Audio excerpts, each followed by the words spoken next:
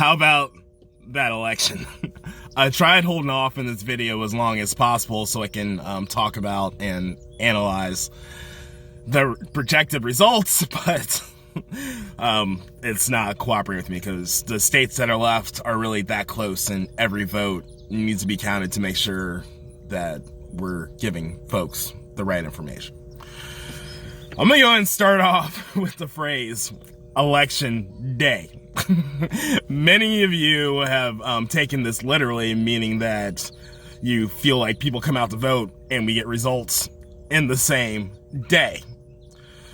Now, this has been possible in our lifetimes for many reasons. The first reason is gerrymandering. Politicians on the left and the right, when they got power, they were able to create the voting districts. By creating the voting districts, they did it for their advantage, so that this district's Democrat, this district's Republican, blah, blah, blah. So that makes it easy to count the votes, because you have the trends, everybody's just voting left or right, and everybody's happy on election day. What we're dealing with now is a country that is pissed off, broke, their jobs are disappearing, and we have a big battle between urban/suburban and rural, so those districts are all messed up and we're getting results all over the place. And to make matters worse for some folks, they don't understand the future of politics.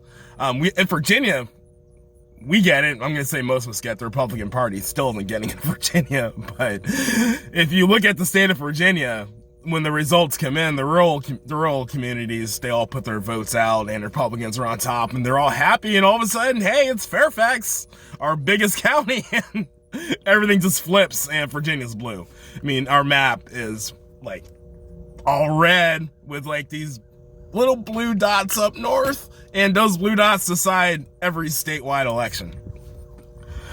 And it was cute. We could say that, oh, it's just Nova, but now the Virginia House and the Virginia Senate is blue, so those excuses are gone. And why has that happened? Because the suburbia has taken over the entire state, and that same aspect is happening on the micro level as well.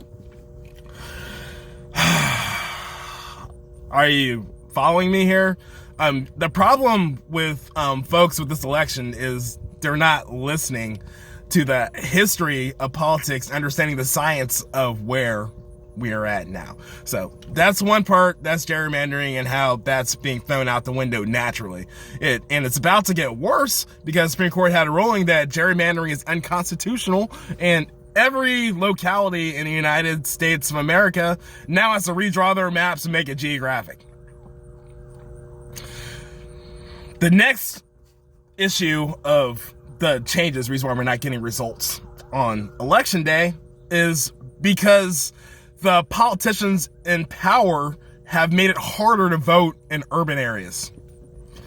Now, you know my personal feelings. Everybody should have the same access to voting. So they took away poll places, they took away places to drop off your mail-in ballots. See, that was all well and good when everything was condensed to one day. They could easily tell you, you don't have a medical exemption to get an absentee ballot, you're not military, blah, blah, blah.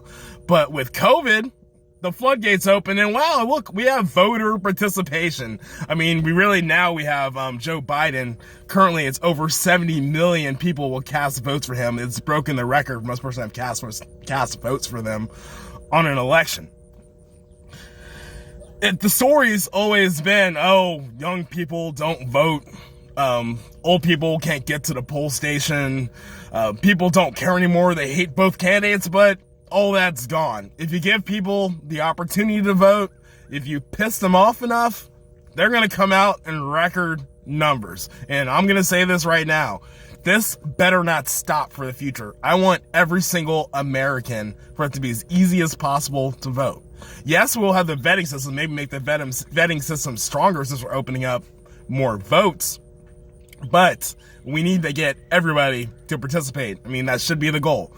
I mean, we shouldn't be fighting each other when our side is down and making up conspiracy theories about, oh, where do these ballots come from? The states control elections. The states vet everyone that gets a ballot. Anybody who votes, they understand the system. It's always been when a certain side wins, they don't care how their side won, like my side won, your side lost, deal with it. And that's been the problem. If you honestly believe that there's a problem with ballots from China or whatever ridiculousness is running around, we'll start investigating. I mean, the voter records are public record. You can find out, you can see the surges in registration to vote. You don't have to look back to 2018 and how many people registered to vote and compare it to now, because we've had same-day registration, we've had extended registration in all these different places and everything.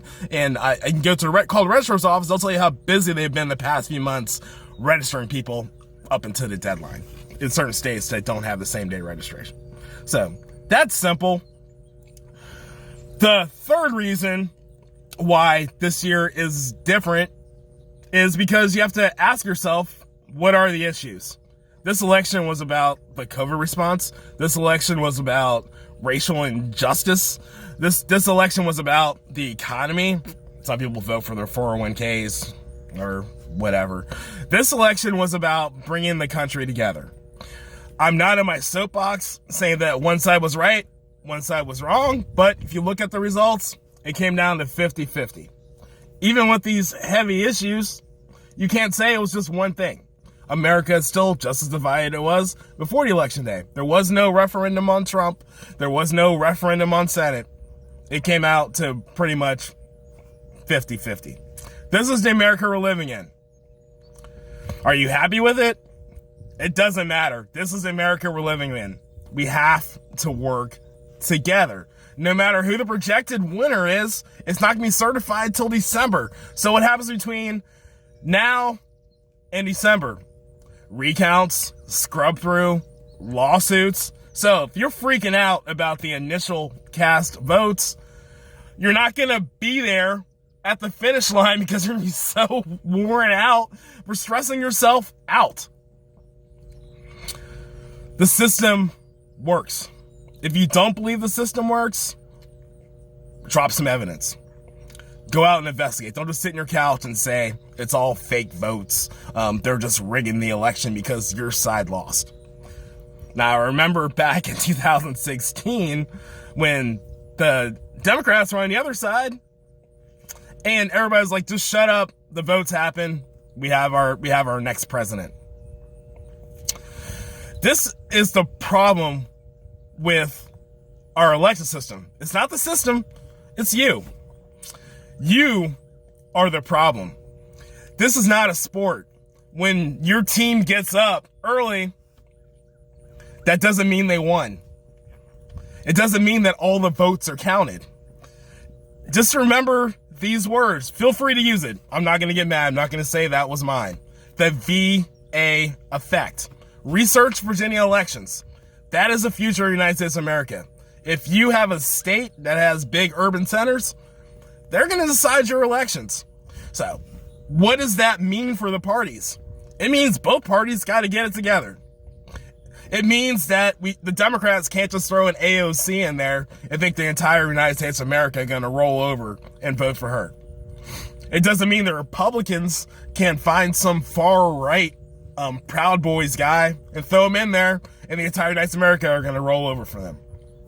We need both parties to have a bigger tent. We need both parties to have a bigger conversation. Now, my next Jeep Chat, we're going to have a conversation directly with Republicans. I got a lot of grievances. And I got a lot of conditions for me to come back to your side. But for today, we're going to leave it here.